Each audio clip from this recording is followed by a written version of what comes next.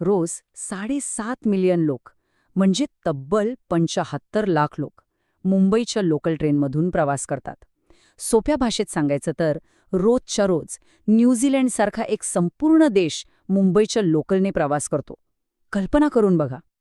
आता त्या गर्दीची कल्पना करा. गर्दीच्या वेळेत एका चौरस मीटर जागेत म्हणजे साधारण एका मोठ्या वर्तमानपत्राच्या आकारात तब्बल 16 प्रवासी उभे असतात.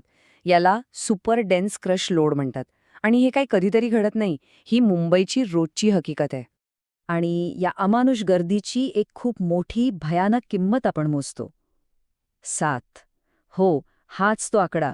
2023 मध्ये मुंबईच्या रेल्वे नेटवर्कवर दररोज सरासरी 7 लोकांचा जीव गेला.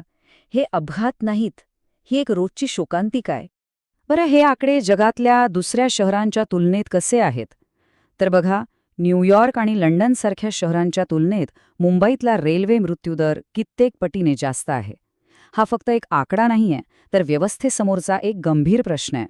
पण याच शहरात तंत्रज्ञानाशिवाय चालणारी एक अशी अविश्वसनीय सिस्टम आहे, जिने सगळ्या जगाला, अगदी सिलिकॉन व्हॅलीलाही थक्क केलंय.